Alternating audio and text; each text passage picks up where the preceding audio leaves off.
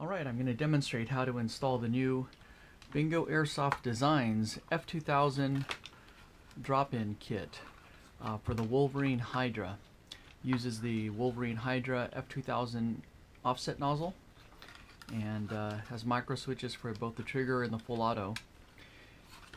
So we'll start by first removing the existing gearbox from an F2000, and you do this by taking off the back plate, and then you want to remove the front assembly, pushing the lock here, and the assembly should come out with the barrel. Make sure the barrel goes with it. And then we need to remove the two motor plate screws that are back here. So we'll go ahead and take these out. A screwdriver helps to lift this out. Now I've modified this motor plate a little bit by sanding down the two sides right here. It makes it easier to insert and remove from the back of the F2000. Otherwise it tends to get caught right up here at the top. So once the motor plate's removed, you can then extract the engine straight out the back. Now it helps to have the hop-up window open, and you push on the front of the engine here while you're pulling it out from the back of the gun here. And this is the gearbox. You just take the gearbox out, set that aside. Now to install the F2000 drop-in kit, the first thing you're going to need to do is actually drill a hole here at the bottom. This is an older hole, so ignore that. A hole at the bottom, about 1.5 inches from the back, somewhere in that area. A nice hole which is about, I don't know, 3/8 of an inch in diameter. Large enough to make sure that the airline can fit through it. So once you have that hole drilled, and this hole is a pretty deep hole because it has to go through 3 different layers. There's 3 layers of plastic, the bottom of the gun, and then there's 2 inner supports. So you have to drill all the way through. Make sure you clean out any plastic shavings that may be in there. Okay, now to install the drop-in kit, the first thing you're going to want to do is actually thread the airline back through the hole, and it helps maybe to turn it around, or even use a screwdriver to help guide the airline through. Using a small screwdriver, you can insert it into the airline and guide it through the hole. It makes it a little bit easier. Now the gearbox replacement has been designed with a slot right here, which allows you to rotate the engine around and then have the airline go right into that slot, which allows this to get inserted into the gun much easier. Now you're going to basically be inserting this gearbox replacement kit. I'm going to show it external to the gun here for a second.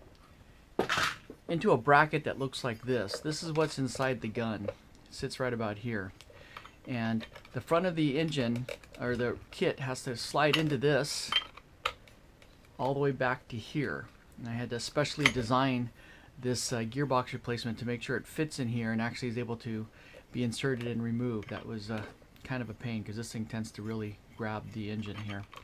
So inside you'll find this little piece. So once you've got it lined up, you sort of put the nose into that piece. Again, it'll help to have the hop-up window open here. And then once you get it lined up, you'll just push it through. It may take a little bit of force the first time, especially if it hasn't been broken in, because it has to expand just a little bit to let this go through. Now once you've got it into that bracket, you just slowly push this through, feed the airline down here at the same time until it seats. Now I've designed the kit to have a lever right on the front, so it rests right on the hop-up. That helps support this engine and keep it perfectly centered. And you push this in all the way, it lines up with this bracket that's right here inside the gun. I'm going to close this for a second. And then you just have to put the motor plate back on. So the wire harness will fit in this slot right down here. The motor plate will go down in underneath it, back into place. Again, it helped to have this sanded down, makes it a lot easier. and then you put your 2 screws back on. So once the gearbox replacement kit's installed, you'll want to test to make sure that the fire functions correctly. So we'll hook up an FCU and a battery, and we'll check and see. Safe, trigger doesn't move. Semi-auto, you can hear it fire. And then full auto, you'll get the semi followed by a full.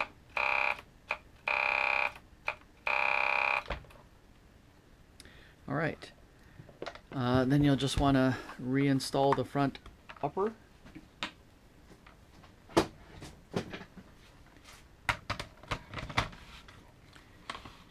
And make sure your pin's pulled out. The hop up, make sure the hop up is flush up against the gearbox replacement kit. And there should be a little bit of tension when you close the pin, which will lock everything in place. If there isn't enough tension on this pin, or if your hop up can move, make sure you add O-rings right here in front of the hop up to push the hop up back toward the engine until you get a good seating against this, as well as a positive lock on the key here. And that's all it takes to install the F2000 gearbox replacement kit. To remove the gearbox kit, it's basically the same as when you remove the regular gearbox. Take the front assembly off, take the motor plate out, but you're going to want to have the hop-up window open, and then you actually can probably feed the air line up a little bit into the gearbox kit, which gives it a little bit of slack. And you'll want to push against the front here. Oops, I still have the plate back in here.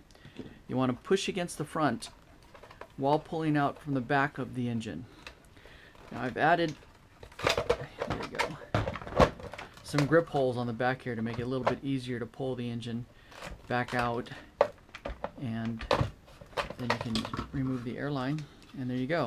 To service the Hydra, you just need to remove the 6 screws that are on here. This comes right apart, and you'll see that the universal mounting kit's inside there. That's all there is to it.